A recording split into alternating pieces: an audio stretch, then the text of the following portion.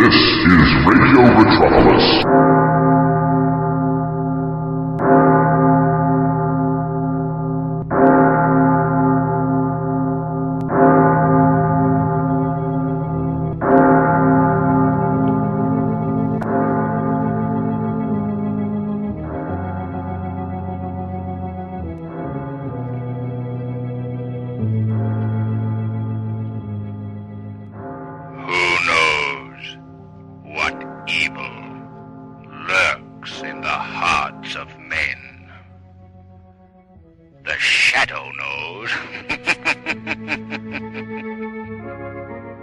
Welcome to the Shadow Radio Podcast here on Radio Metropolis.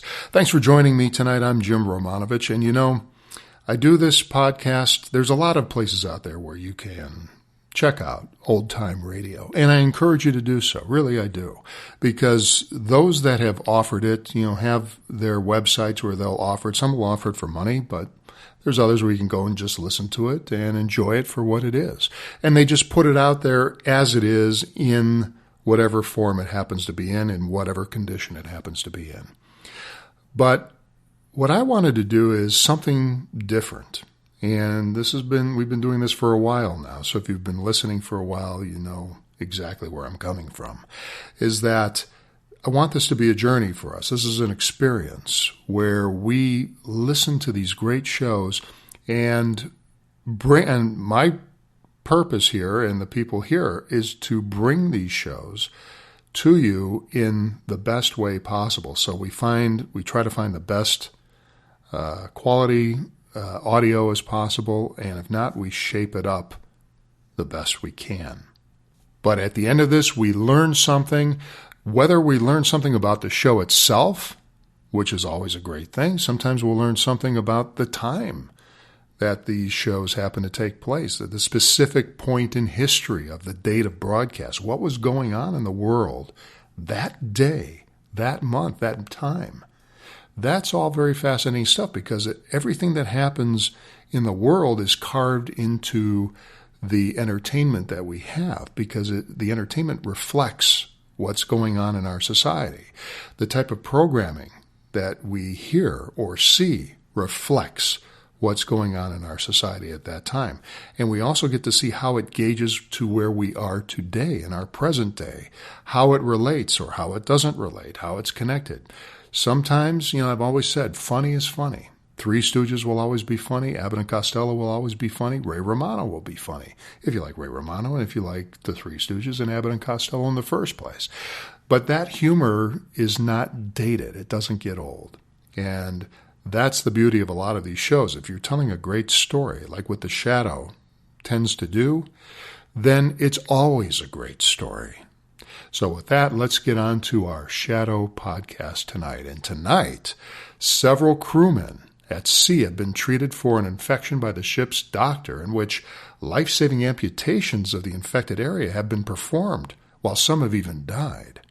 But what is the real sinister motive behind the cause of these infections? We'll find out. This is The Shadow Returns from November 19th, 1939 here on the Shadow Radio Podcast on Radio Metropolis.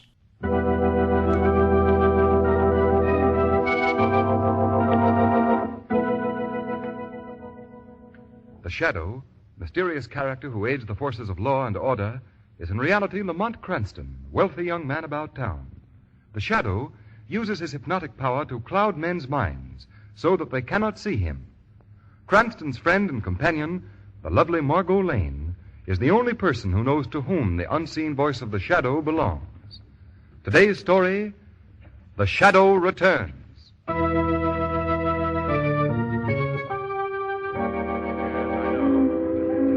Gentlemen, a situation has arisen that's causing shipping great concern. It's in the hope you shipmasters may be able to offer some solution or explanation that you've been called here.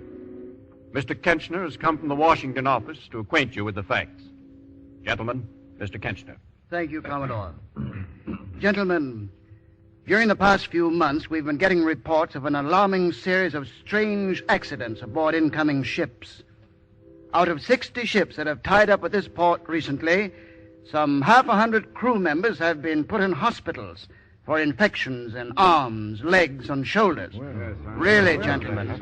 And 15 seamen have either lost a leg or an arm in the past few months. Really, it's true, gentlemen. And in addition, 4 have died as a result of their injuries. Have you any idea of the cause? Any clue at all? The only thing we're sure of, Commodore, is that unless something can be done at once, there are men on the sea right now who lose an arm, a leg, or maybe their lives. All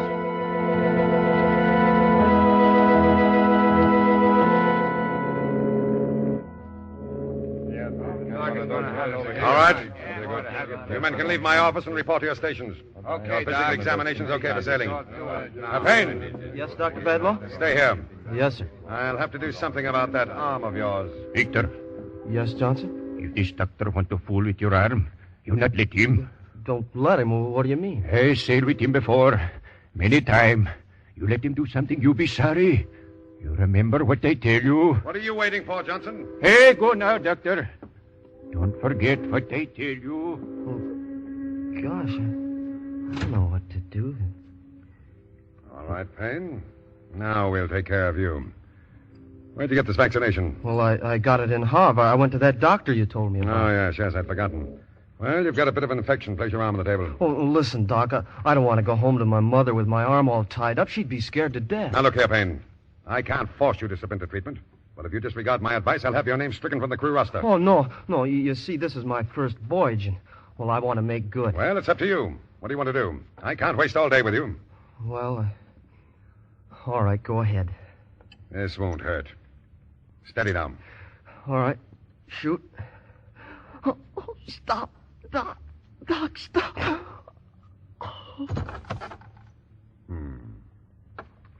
Fainted, eh? A very effective anesthetic. Now, Victor Payne will perform a real operation.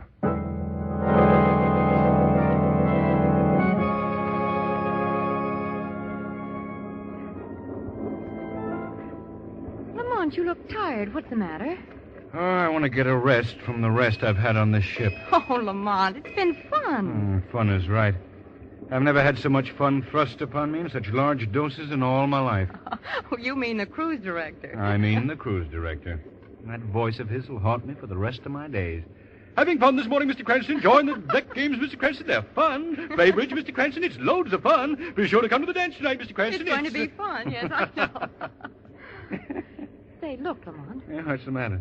In the stern of the ship, that group of seamen, they've been gathering in little knots like that for the last few days. What do you suppose it means? Maybe they're planning to get the cruise director. Oh, no, seriously, Lamont. I don't like it. Now, look. There's Captain Blair running down from the bridge. Come along, Margot. Let's walk back and see what it's all about. Well, not too close, Lamont. Don't worry, Margot. Well, I don't like the look of this. Yeah, let me go, I say. Let me go. Hey, break your neck.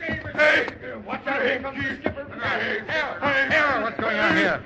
You, Johnson, stop that. You hear me? Stop it. Get back there. Now, what's the meaning of this? Dr. Bedlow. Yes, Captain. What happened? Why did this man strike you? I'm sure I don't know. I came out of my cabin and he jumped on me. You go below, skipper. You look at young Payne. Then you know why I hit him. Victor Payne, the cabin boy? What's wrong with him? If we don't get the proper medical attention right soon, Skipper, the lad'll lose his arm. He's been lying in his bunk screaming with pain for 2 days. And this sawbones won't do anything for him. That's right, Skipper. What does this mean, Doctor? What happened to the cabin boy? He was vaccinated and half infection set in. His arm is swollen a bit. A bit? His arms were big like 2 arms. Well, what have you done for the boy, Doctor? All I could. He needs an operation, but we haven't the facilities aboard. We get to port tomorrow. I'll take him to a sanatorium where I can do the job right. It'll be all right to wait? I mean, there's no great danger? No, sir. Very well. Johnson. Yes, sir. This is a serious offense, striking a ship's officer. I can't let it pass. You'll have a hearing later. In the meantime, Matthews. Aye, sir. Put this man in irons. You can't put him in irons. Put him in irons. All right, Johnson, come on. You can put me in air now. But I get that fellow later. I'll fix him. All right. All right, now the rest of you. Get back to your posts. Go on now. Come on. Johnson and I. Boy, he was right. Margot, let's go below and see this cabin boy. The one they say has such a bad arm. Do you think there's some truth to what the men say? Well, I don't know, Margot. They may exaggerate, but I've always inclined to the belief that too many men can't be too far wrong.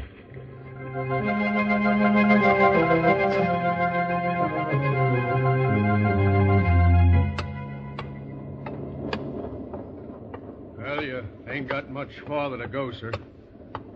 They got young Payne bunked at the bottom of these stairs. I see. Well, this is certainly no place for a sick boy. Stifling hot. Why isn't he in a deck cabin? You ask me that, Miss Lane. You might as well ask me why they have a doctor aboard like Vadlow. Now, here we are. Step right in. Thanks. Margot, you better wait here. All right, Lamont. Well, help me. Victor, what in thunder are you doing out of bed? I'm not going to stay down here below any longer. Now, you get back in bed. Oh, I shipped to do my trick like everybody else. I'm going to work. Now, just a minute, son. You're in no condition to do any work. I tell you, I've got... Take it easy. Steady, boy. Back in bed with you. Easy now. There we are. They'll never ship me again. I fell down on my first voyage. Don't worry about that. You've got a man-sized job getting well on your hands. Victor, this here's Mr. Cranston, and come in, Miss Lane. Oh, thank you. Mr. Cranston and Miss Lane, Victor. They're passengers. They come down to see how you're doing. Do you mind if I look at your arm, Victor? No, sir. What? No bandage? Say, that's a nasty wound. Why, the arm must be swollen more than twice its normal size. Tell me, Victor, how did it happen? Well, it started from a vaccination I got in Hav. A bit of infection set in. Well, I didn't think it was much, but Dr. Vadlaw, he said it was serious. Oh, I see. Mr. Cranston. Yes, Victor. I won't lose my arm, will I? Oh, I can't do that, sir. I've got to work. You see, there's somebody depending on me. That's why I came to see, because there wasn't any work at home. Oh, Victor, don't lose your courage. Oh, it's my own fault I'm in this mess. I was warned against Vadlaw. Warned? By whom? Newt Johnson. He told me not to let Vadlaw touch me. Johnson? The man who struck the doctor? Oh, I see. Oh, Mr. Cranston. How do you do, Miss Lane? How do you do, Captain? You've met Dr. Vadlaw, I believe. Yes, Dr. Vadlaw, I've met before. How do you do? Captain, I don't think this boy should be kept down here. I'll be glad to pay for a deck cabin. Oh, that won't be necessary. I had no idea he was so badly off. I'll have him moved at once. Just a minute, Captain. I think I should be consulted in any plans that affect my patient. Well, surely, Doctor, you don't object to his being moved out of this hot, humid place. I wouldn't object, Miss Lane, if I thought it was best for the patient. Well, you refuse to allow the boy to be moved? Until my judgment dictates otherwise, yes. Dr. Vadlaw, I think that you're... Margot, please. I think we better leave the doctor with his patient. Come along. Oh, Lamont, I'm so angry I could... Well, it's a good thing I'm not a man. I can't see why Margot, please. This is a time to keep the head cool and the heart warm. I don't understand why Vadlaw sewed that wound up in the first place. It's an infection. It should be allowed to drain. Well, something's got to be done. The boy's in great danger, Lamont. Margot, I have a feeling Newt Johnson knows something. Perhaps the Shadow can find the answer. What are you going to do? Have a little tete-a-tete with Seaman Johnson. In the meantime, Margot, I want you to go to the wireless room and send a message for me.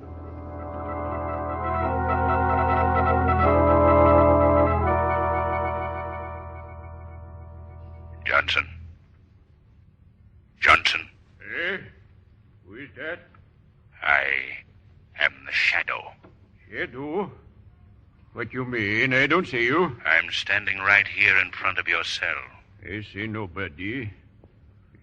Somebody play trick on me. You can't see me, Johnson.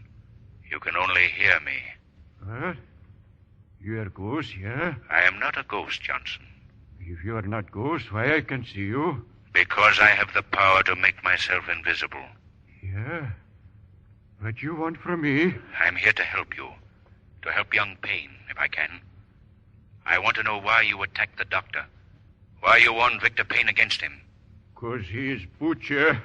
This is not first time he make people suffer. He trade firemen on Cerebic. Fireman lose leg. It treat Cook and Francis William. Cook lose arm. That certainly is not a flattering record. You think that bad? He killed my friend Tage Olsen. Killed him? How? Tage have infection in shoulder. This doctor fool with him and he die.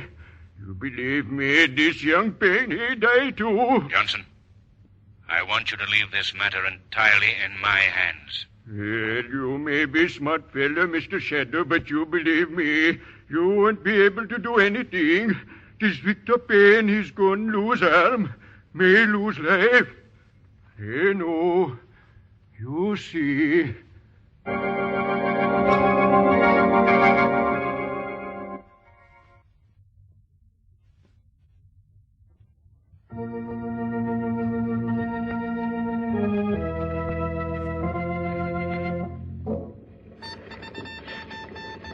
By thunder, Mr. Cranston, this is unbelievable. I don't think you could have it from better authority, Captain. You had Miss Lane wire the inquiry an hour ago, you say? Yes. And there you have the answer. George Vadlaw refused license to practice because of failure to qualify in ability and character. Now, there's certainly no disputing this. You see, Captain, Vadlaw's papers are forgeries. He has no right to practice. He must know we're onto him. We can't find him anywhere aboard. We've searched the ship from top to bottom. There's only one answer. He's gone over the side. Well, my greatest concern right now is young Payne, Captain. If something's not done at once, he'll lose his arm. Well, I've ordered the boy moved to a deck cabin. What else can we do? There's no doctor aboard. Well, perhaps you could transfer the boy to another ship. I'm afraid not. We could never put him over the side in a sea like this. It's too rough. I see. Captain. Yes? At least we can get some advice. There must be a liner in our vicinity with a competent physician aboard. Perhaps. Miles. Aye, sir. What was the last ship you logged? I raised the Empress Marguerite about an hour ago, sir. Where does she lie? Dead on our course, sir. Good. That's our ship, Cranston. I know the doctor aboard. Good man. Contact him. In the meantime, I'll see what I can do for young Payne. All right, Miles. Get Dr. Sprouse on the Empress Marguerite. Emergency.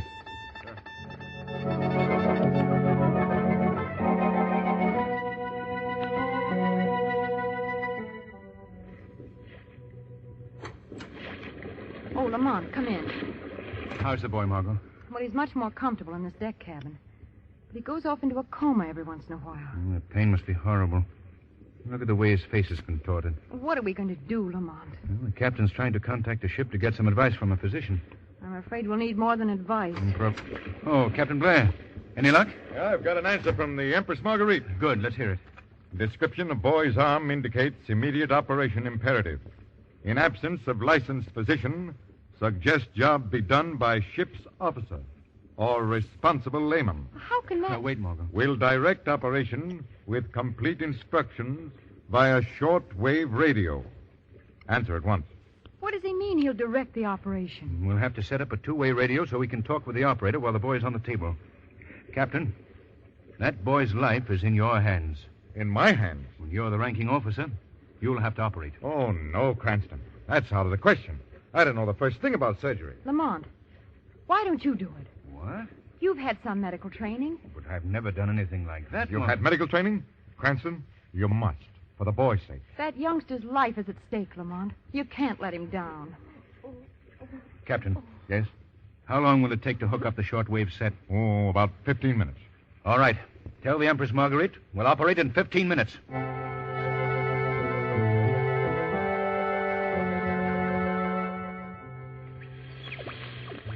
Shortwave all set here, sir. You ready, Cranston? Yes, Captain. Margot, how about you? I'm ready. Good.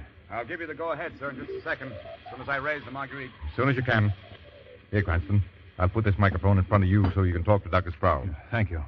Mr. Cranston. Yes, Victor. Could I have a cigarette? If it'll steady your nerves, certainly. It'll help, sir. Here you are. Thanks. Here's the light. QL, answer 36. Calling Now I'm all set. Victor, this is going to be a bit of an ordeal. You'll have to listen to all the details of the operation coming from the loudspeaker. I can take it, sir. You're sure, Victor? You want me to do this? You trust me? Trust you, sir. I'll bet on you. DXQL, stand by. It's yours, Captain. Take it. All right. Hello, Empress Marguerite? Hello.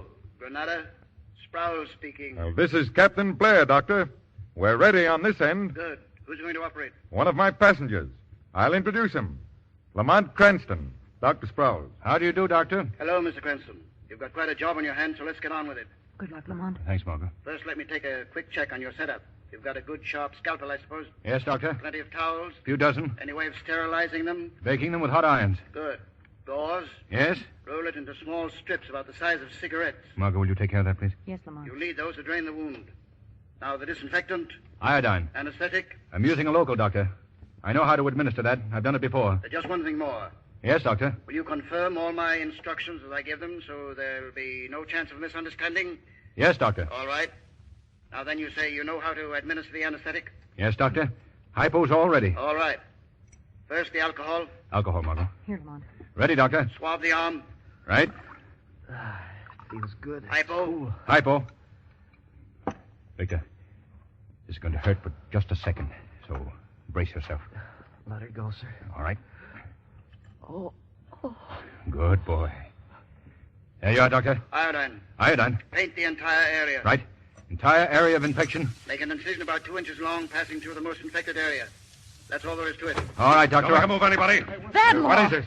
I have a patient here, and I'm not going to let any meddler usurp my authority. You have no authority here. I hold my authority right in my hand, Captain. And unless you do as I say, this gun's liable to start making a noise. Mr. Cranston, Mr. Cranston. Just a moment, Doctor. We've had an interruption. We've got to get on with this operation. Oh, you do, This Doctor? delay is liable to prove fatal. We can't let this... Get away from that radio, Badlaw. Get away! Now we'll get on with the operation. Without your help. What do you mean? I'm still the ship's doctor. I'm justified in taking any measures to protect my patient. You're a charlatan, Badlaw. A faker. Your papers are all forgeries. Shut up, Cranston, or I'll kill you. Come on now, all of you. Get out! Well, Margot, Captain Blair, it looks as though we'll have to leave. Oh, but Cranston, this man... I'm sorry, Captain. There's nothing we can do. Well, if you think I'm going to let that Please. boy undergo an operation... Please, Captain. All right. I'll follow you right out. What are you waiting for, Cranston? Get going. Take your hand off that light switch. Put on those lights. Why you? He's gone. There. We won't be disturbed now. Well, Victor, they've all gone. We're alone. Just you and me. Keep away from me. Keep away. Don't come near me. Why, Victor, I'm your doctor. I don't want anything to do with you. But I want to help you, You Victor. haven't before? I'm going to now. What do you mean? You have a very bad arm. Yes, thanks to you. It'll have to come off. At once. No, Mr. Cranston. Captain, help me, please. Oh, they can't help you now, Victor. You're going. No. Take it easy. Just breathe in. You'll be asleep in. Now, Victor, when you wake up, your arm will be gone. Gone. What was that? Put down the scalpel, Badlaw. What? That radio, I thought I broke it. No use, Badlaw. This is a voice you can't shut out. Who are you? I am the Shadow. The Shadow? Oh, yes, I've heard of you. Get away from that table. I'm going to finish the operation on the boy's arm. You, a shadow operator? Oh, no, you don't. Not while I can do anything about it. Put down that scalpel, I say. After the arm's cut off. In that case... Now, Badlaw, I hope you're convinced I'm not all Shadow. You're some sort of a devil. Stay where you are. Keep away from this table. I've no time to bother with you. I can't see you, but I can see you lift those instruments. Put them down. Small incision. Don't touch. Stop, I say. Passing through. Stop or I'll shoot. Most You think I can't hit you because I can't see you? Well, I'll show you. Still operating, eh? I plugged you, Shadow. Oh. Still begging for it, eh? Well, that should finish you. What's that? The crew! Yes, Badlaw, the crew. They're coming for you. They'll never get me. You've used up 4 of your bullets. Only one left, but this time I won't miss. The last one will find the bullet. Well, Shadow, here's for the last bullet. Break the door down, men. Easy now, men. Easy. Stand right there. hurt, Lamont. You're bleeding. Never mind about me. I've got to finish with Victor. What happened to Badlaw? Shot himself. Here, Margot, hold the boy's arm while I finish. All right, men. Back to your posts. Badlaw's dead. Margot. Captain. Yes? Look. Under this muscle. Lamont. What is it, Cranston? It's a pure blood ruby. Embedded in the boy's arm. Yes. There's the reason for Victor Payne's infected arm. The explanation for Vadlaw's strange conduct. Let me have the scalpel, Margot. Here you are, Lamont. Yeah, we'll have to get it out.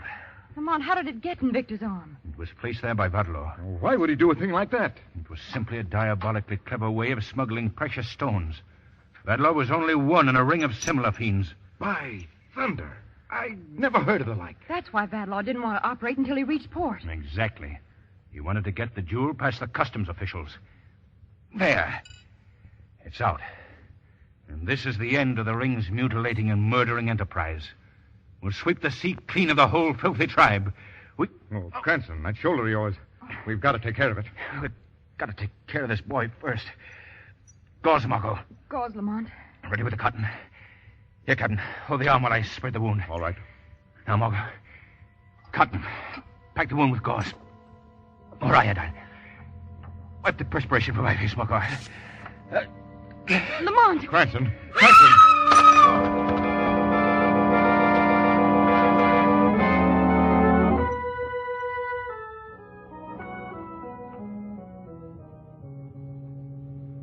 Look, Lamont. Here's an article in the newspaper that should give you some satisfaction. Yes? What is it, Margot? Listen. Surgery smuggling ring broken. 10 fake doctors taken into custody. Their private hospital raided. Well, I guess that winds up the case very effectively. Listen, Lamont. It says that the ring had their own hospital where they extracted the gems from the unsuspecting carriers. Yes, that was Victor Payne was. An unsuspecting carrier. Well, Victor's none the worse for his experience, and the ring is broken. Vadlaw is dead. Yes, and your wounded shoulder is healing very nicely. The doctor told me this morning that you'd be up and around again in a day or so. Well, that's good news. I imagine that if I take care of myself, eat the right food, exercise, build myself up, that eventually I'll be in proper condition to take another rest cure at sea.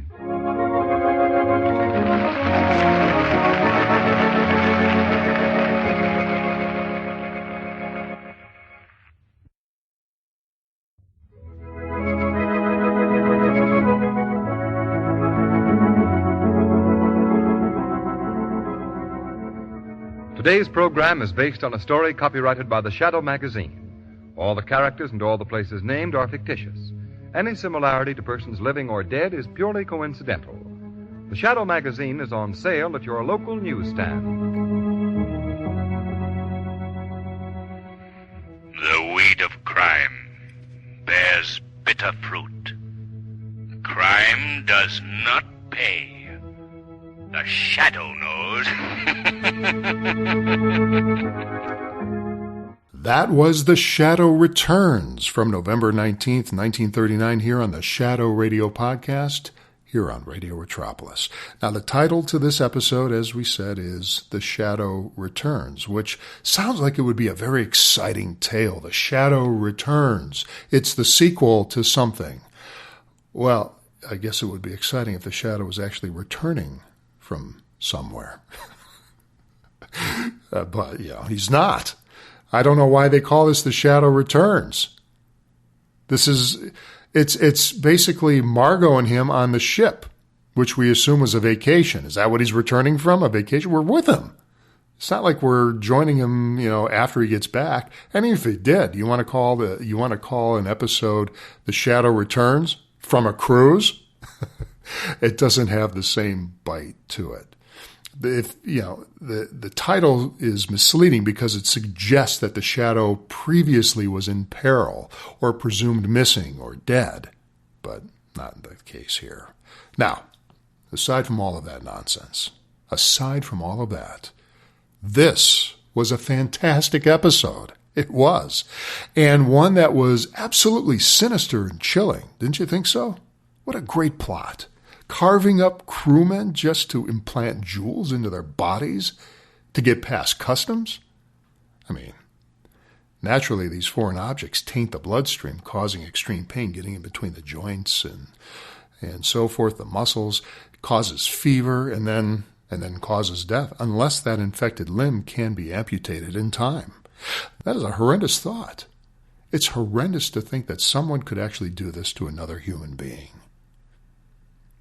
Now, here we find out that Cranston has some medical training, which means he's fully qualified to operate on people. Well, it seems a little far-fetched, but what are you going to do? The Johnstone version of the Shadow, he's got many, many talents that we seem to discover as each storyline dictates we discover them. The fact is that Cranston, under Johnstone, is a much more prominent character than he was under Wells. Cranston is the hero in this episode here, and he only uses the Shadow in extreme need. We've talked about that, such as at the end when the doctor wanted to cut off the crewman's arm. I have to talk about this one other thing here, which it just floored me. It was great. The sound quality. We were just talking a little bit about this before the episode started, is finding a lot of these shows, and sometimes the audio is just not up to par on a lot of these things, and a lot of work has to be done to bring them to a quality that's listenable for you. That's my job here. But this episode was so exceptional on an audio basis here that it organically added to the drama. The voices are crisp, they're clear, and when there's silence, that is a deadly silence.